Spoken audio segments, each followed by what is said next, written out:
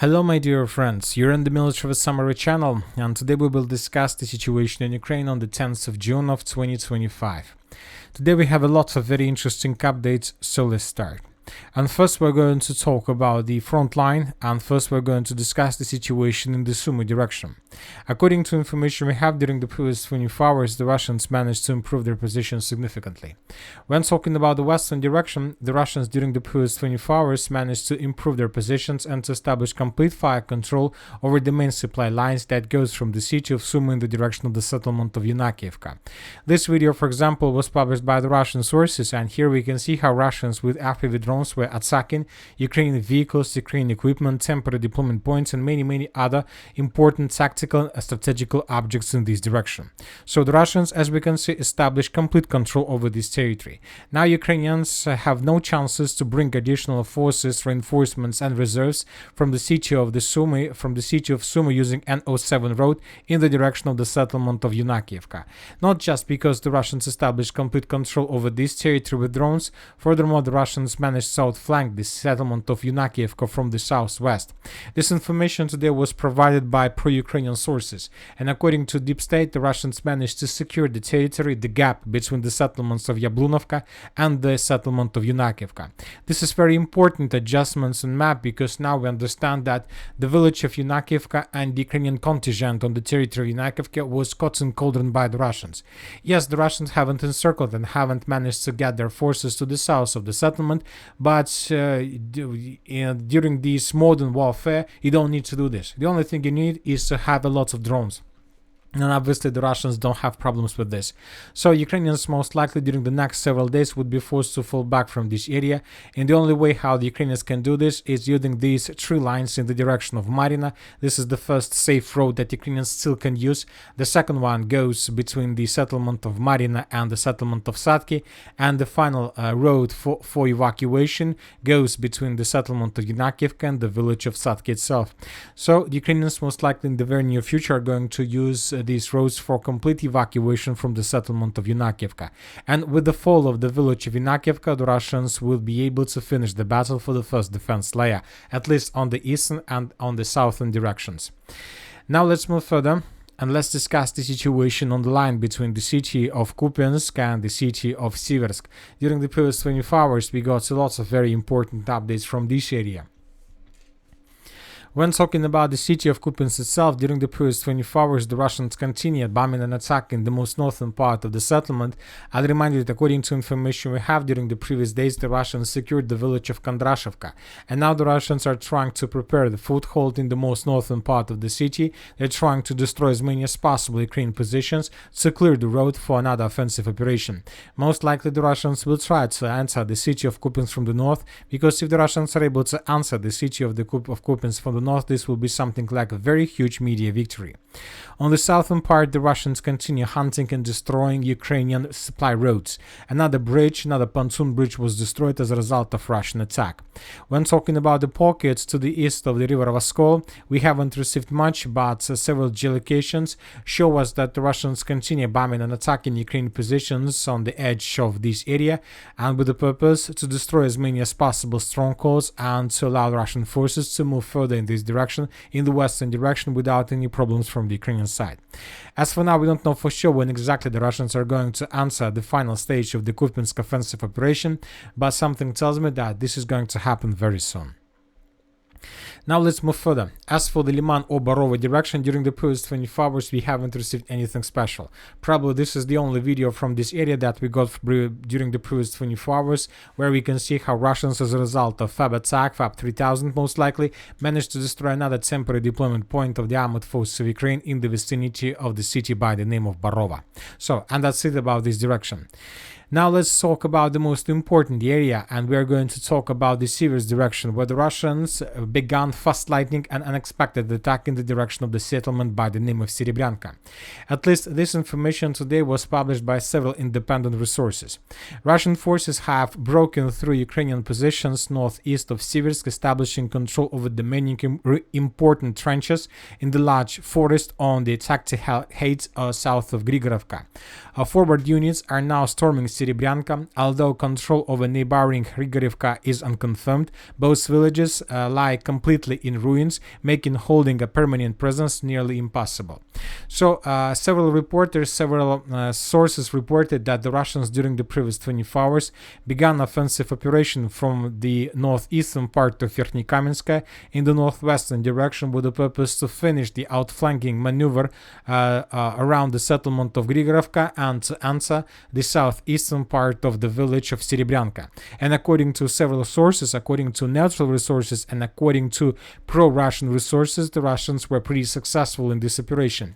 And according to them, currently the clashes are taking place for the southeastern part of the settlement of Serebryanka. And this is very important battle, and it's not just the battle for another village in this area or for another village along the entire line of combat contact in the area of the special military operation.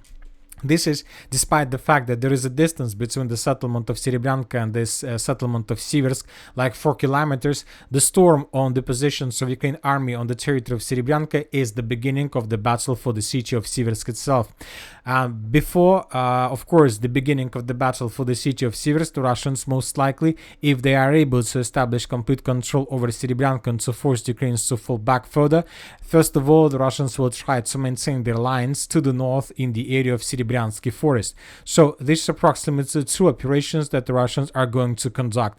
The first one is to answer the settlement of Serebryanka and to secure this area, and then the Russians most likely would try to maintain their lines along the Serebryanka forest from the south and from the north. Currently, the Ukrainians have lots of very important positions in the eastern part of Serebryanka forest, but without the village of Serebryanka, Ukrainians are losing their main supply and support chain in this area, and this will most likely force the Ukrainians to fall back from this pocket. Otherwise, the Ukrainians would be caught in cauldron without any possibilities for evacuation. And when talking about the battle for Serebryanka and the battle for the city of Siversk, we see that the Russians started basically this operation several days ago. More precisely, the Russians started their operation somewhere on the 6th of June of 2025. Because when talking about the situation from the beginning of June, as we discussed in the previous videos, from this area we got the biggest number of icons. Telling the truth, the Russians since the beginning of June attacked, bombed, or tried to destroy or tried to reduce to ruin every single square kilometer in this area, in this gap, in this space between the city of Siversk, the village of Verkhnykamensk, the village of Vyimka, and the village of Serebryanka. The number of icons tell us everything about the situation. Furthermore, I would like to point your attention that we added probably 15 or 20% of videos that were published from this direction. We just added those videos that we managed to geolocate. Obviously, there are hundreds of videos that we haven't managed to add due to complete absence of any possibilities to geolocate them in this area. So the Russians, since the beginning of this month, have been bombing and attacking this territory heavily, but the final phase of this offensive operation, of this entire operation, started somewhere on the 6th of June, because on the 6th of June of 2025, the pro-Russian resources published this video. And in this video, as we discussed during the previous reports, the Russians managed to discover mines and explosives that were established on the base of this bridge, and as a result of FPV drone attack in this area, this bridge was completely destroyed. So this is exactly the moment when the Russians attacked the bridge, and this is exactly the moment when the bridge was reduced to ruins. Several days later, more precisely on the 8th or on the 9th of June, on the 8th of June, the Russians published another video. This time, the Russians published the moment that took place to the north of the city of Siversk, and here we can see the same story. The Russians sent the drone, and this drone attacked the mines that were established below the bridge, and another bridge, very important logistic road, was destroyed by the Russians. So as we can see, this is exactly the moment when the Russians began their offensive operation in the Siversk direction. We need to understand that obviously these 2 bridges weren't the only, let's say, logistic roads that Ukrainians used, but obviously for some period of time, probably for 2, 3, 4, 5 days, Ukrainians were probably start suffering huge problems with understanding how exactly they can supply and support their forces, first in the southeastern direction between the villages of Novoselka, Vyimka, Ivanodarivka, and Verkhnykamensk, and how to support their forces in the northeastern direction. The Russians, of course, used used this situation, began offensive, and we see that due to complete absence of, or due to some problems with logistics, the Russians managed to break through Ukrainian defense and to enter the village of Serebrenka. So we are waiting for additional reports, we are waiting for additional changes on the ground, some videos with Russian flags, or some changes made by other mappers to confirm this information and to understand what the Russians are going to do next. But obviously, first target, the first task is the village of Serebrenka, then the gap between the village of Serebrenka and Russian positions in the village of Dibrova and Kuzmina, and only then the Russians would continue offensive in the direction of Siversk. But with the fall of the village of Serebrenka, we can start counting days when the Russians will be able to establish complete control over this territory, and control over the city of Siversk can lead to completely unpredictable consequences for the armored forces of Ukraine, for their integrity most likely of their forces. Now let's move further and let's discuss the situation in the Kostiantynivka direction.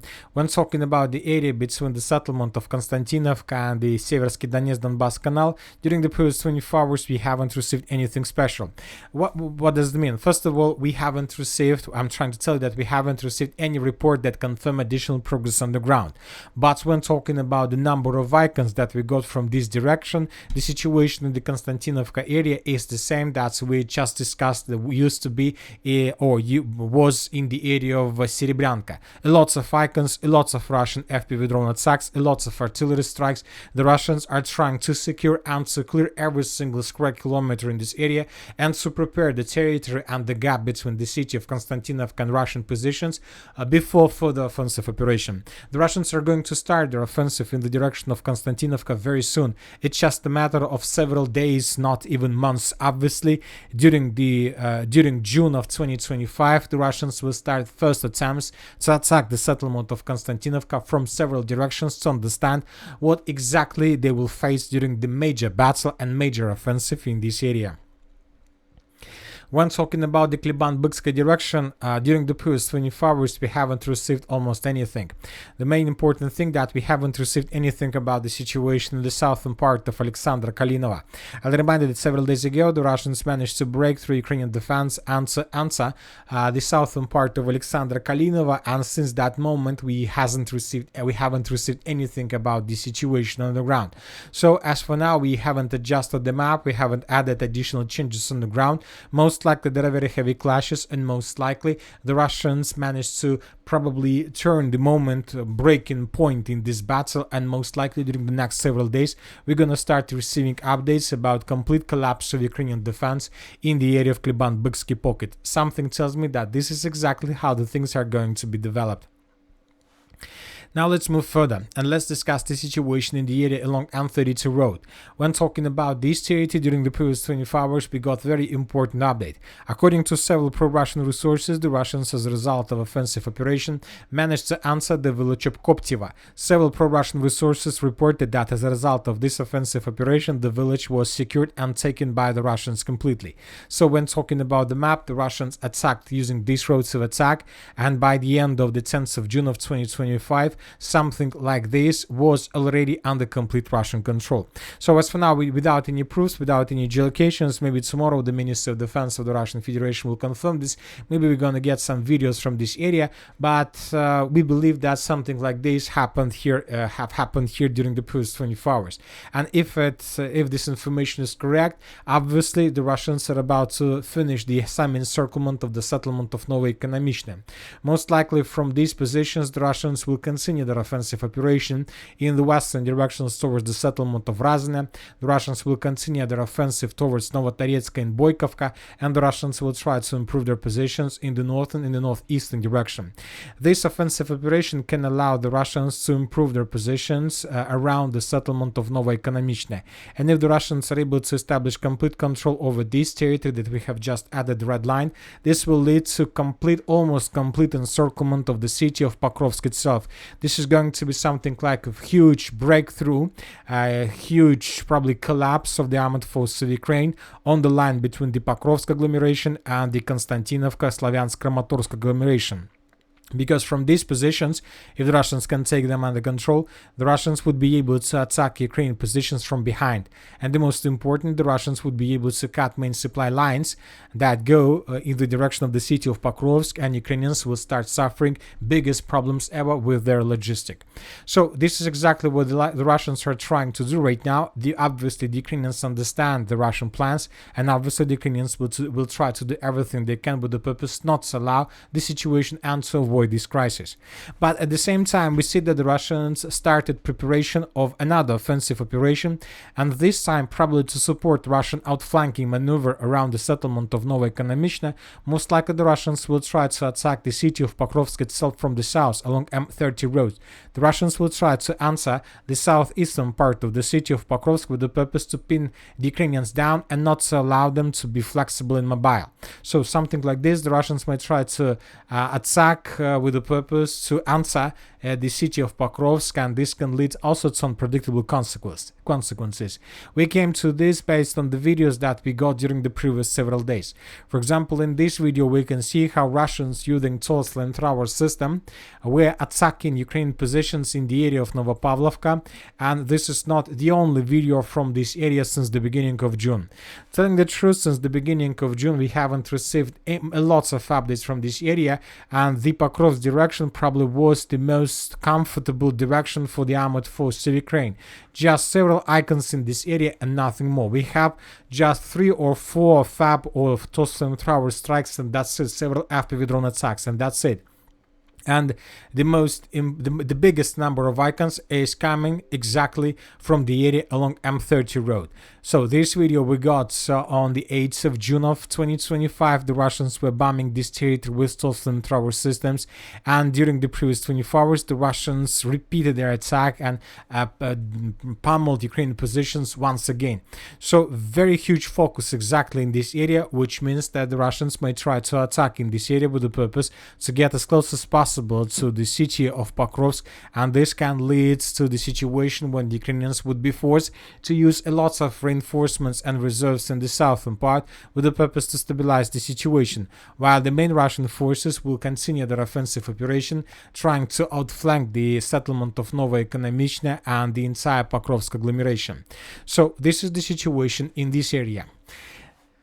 Now let's move further and let's discuss the situation in the Novopavlovka direction. During the previous 24 hours we had lots of important updates. The most important is that the Russians, using their motorcycles offensive operation, entered the village of Novaya Mykolaievka from the southwest. This information was confirmed by the 59th Motorized Brigade of the Armored Forces of Ukraine. So in this video we can see how Russian bikers attacked the settlement from the southwest and entered the village. Ukrainians attacked them with FPV drones. And in the southern direction we got report that the Russians managed to secure the village of Alexeyevka completely.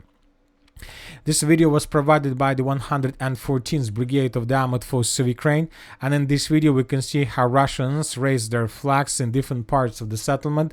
We were expecting that the Minister of Defense of the Russian Federation would confirm this information, but by the end of the 10th of June of 2025 we still haven't received anything regarding the situation on the ground. Obviously the Russians control probably the biggest part of the settlement. More than 60 or 70% of the settlement is already under complete Russian control, but we believe that there are still a lot of job to do for the Russian stormtroopers. For example, first of all, the Russians probably to announce the victory over the settlement, they need to secure trenches and strongholds to the north of this area. So as for now there are still very heavy clashes, but obviously the battle for Alexeyevka is coming to an end.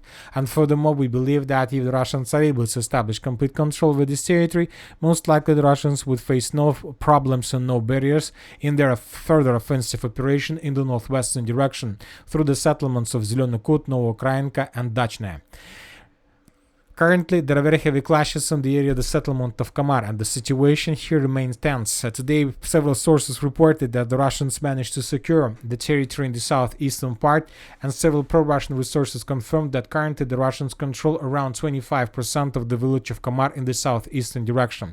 The Russians continue bombing and attacking Ukrainian positions along the river of Mokla Yali. This is exactly the area where the Ukrainians are trying to consolidate their troops. In case of evacuation, they try to stay as close as possible to the main evacuation routes. Obviously, the Russians see this situation, so that is why the main focus of the armed force of Russian Federation is taking place in the most area along the river of Mokroe Yaly.